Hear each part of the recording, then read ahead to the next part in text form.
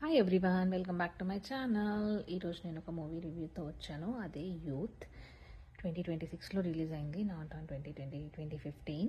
English movie కాదు, it's Tamil movie, but తెలుగులో కూడా రీమేక్ చేశారు. అందుకే నేను తెలుగులో రివ్యూ ఇస్తున్నాను, specially because people think Tamil movie so చూడరేమో అని. నేను తెలుగులో చూశాను కాబట్టి మీకు రివ్యూ ఇద్దామని వచ్చాను.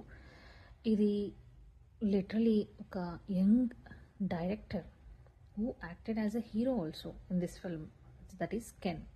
అతనే డైరెక్ట్ చేశాడు, అతనే హీరోగా యాక్ట్ చేశాడు. యాక్ట్ చేసినంతసేపు నాకు తెలీదు అతను డైరెక్ట్ చేశాడని, బట్ అసలు సంబంధమే లేదు అతను నిజంగా డైరెక్ట్ చేశాడా అన్నది అది ఆశ్చర్యం. బట్ చాలా బాగా చేశాడు, చాలా బాగా జెన్యూన్ సీన్స్.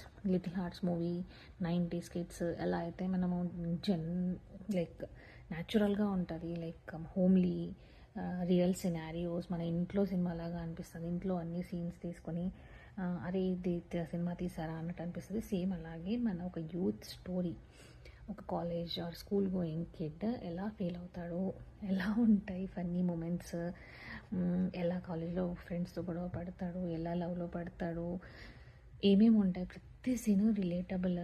చెప్తున్నా, ఏదో ఒక సీన్ దగ్గర మీరు ఖచ్చితంగా అరే నేను కూడా ఇది చేశాను, నాది కూడా ఇలా ఉండేది, అరే మా నాన్న కూడా ఇలా బిహేవ్ చేసేవాడు, మా అమ్మ కూడా నన్ను ఇలా ప్యాంపర్ చేస్తూ ఉండేది, ఇలా మీరు ఖచ్చితంగా ఫీల్ అవుతారు. అలా అది ఫస్ట్ హాఫ్ అంతా ఇలా స్కూల్ కాలేజ్ ఓరియంటెడ్గా ఉంటుంది. ప్లస్ ఫ్రెండ్స్ ఫైట్స్, లవర్స్తో ప్రేమలు గొడవలు, ప్లస్ పాటలు, ఫైట్ సీన్స్ అన్నీ ఉంటాయి. అండ్ ఇందులో హీరో సాంగ్ కూడా వాడాడంట.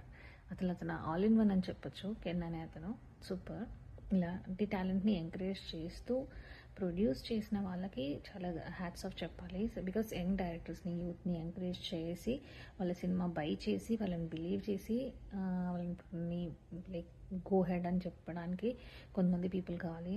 So I like that. And cinema కూడా చాలా బాగుంది, హానెస్ట్లీ చెప్పాలంటే. ఇంకా ఏం చెప్దాం అనుకున్నాను, సెకండ్ హాఫ్ వచ్చేసరికి మాత్రం family, like parents were the main reason for the kids growth అనేది రీసెంట్ సినిమాలలో చాలా బాగా చూపిస్తున్నారు. లైక్ కిడ్స్ తప్పు చేసిన లైక్ పేరెంట్స్ ఎక్కడో దగ్గర వాళ్ళ మిస్టేక్ ఉండి ఉంటుంది. లైక్ రీసెంట్గా రాజీవ్ కనకాల మూవీ ఒకటి వచ్చింది. ఆ మూవీలో కూడా ఇలా ఫాదర్ రోల్ ఈజ్ ఇంపార్టెంట్, మనం అన్నీ ఫాదర్కి చెప్పుకొని ఉంటే, ఫ్రీగా ఉండుంటే అన్ని విషయాలు కూతురు చెప్పేది, so that is his mistake అన్నట్టుగా. Like parents are the key members to support or to make the growth of the kid అనేది ఈ మధ్య సినిమాలలో నేను చాలా చూస్తున్నాను. భూమిక గారి సినిమా కూడా parents are the main part.